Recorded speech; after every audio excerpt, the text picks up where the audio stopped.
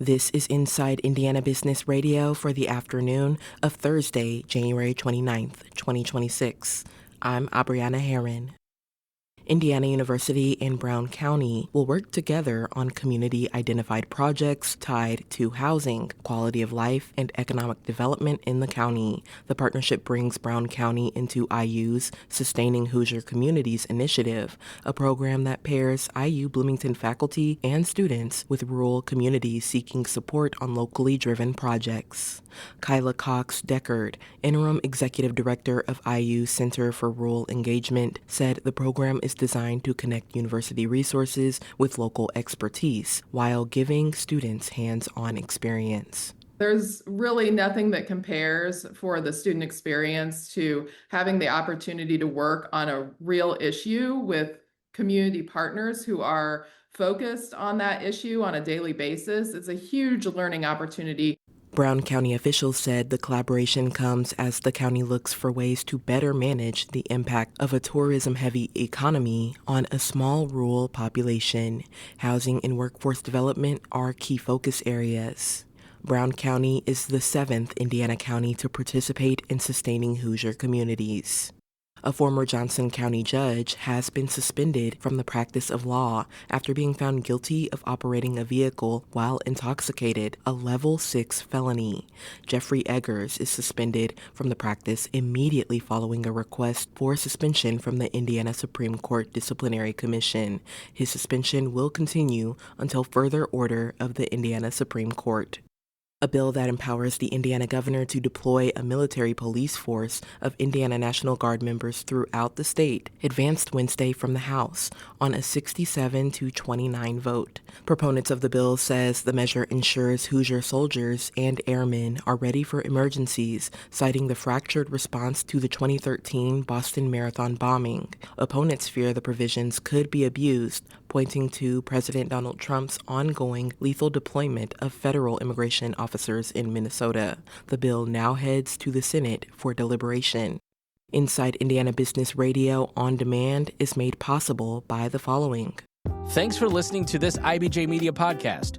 You're probably going to remember this ad. Do you know why? Podcast advertising works. 85% of listeners recalled hearing an ad during a podcast, and 70% of podcast listeners have acted after hearing an ad. So whether you're looking to be heard across the entire IBJ Media Podcast Network, sponsor one of our shows, or just start with a 30-second ad, IBJ Media can help. Contact advertise at ibj.com to learn more. With key deadlines looming in the first half of Indiana's legislative session, lawmakers moved a flurry of bills forward Wednesday and quietly scrapped a controversial proposal targeting kids in social media. Language that would have barred children under 13 from social media and required parental consent for teens was stripped from Senate Bill 199, a sweeping K-12 education measure. Senators removed it unanimously without debate. The Senate also unanimously approved stricter E-Verify enforcement on taxpayer-funded construction projects, closing what supporters called a loophole allowing unauthorized labor. Meanwhile, the House advanced a bipartisan utility affordability bill amid growing outrage over high electric bills. House Bill 1002 passed 89-4 and aims to smooth sudden rate spikes, expand assistance for low-income customers, and allow utilities to operate under 3-year rate plans.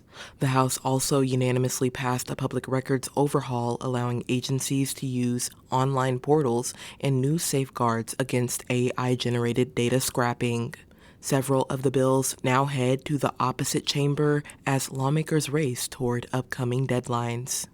The Indiana Sports Corp is looking for at least 30 businesses and organizations who can provide 500 volunteers to participate in Community Service Day ahead of the NCAA's Men's Basketball Final Four. The nonprofit will host the Jim Morris Day of Service on March 24th, with a focus on tidying up downtown Indianapolis before the men's basketball season culminates nearly 2 weeks later. Ashley Newbold, Vice President of Engagement for Indiana Sports Corp, said the initiative is meant to honor Morris, a civic leader who played a major role in the development of the city's sports business strategy. He helped propel our city to be the host city that it is today. And we want to continue that legacy going forward. So it means a lot for us to have the honor to host the Final Four, but to do it in his honor means a whole lot more for the city. The event is open to companies, nonprofits, social groups, and student organizations using a sign-up form through the Indiana Sports Corps website. The event is expected to last from 8 a.m. to 2 p.m. on March 24th throughout downtown, starting at Morris Bicentennial Unity Plaza, directly north of Gainbridge Fieldhouse. I'm Abriana Herron for Inside Indiana Business Radio on Demand.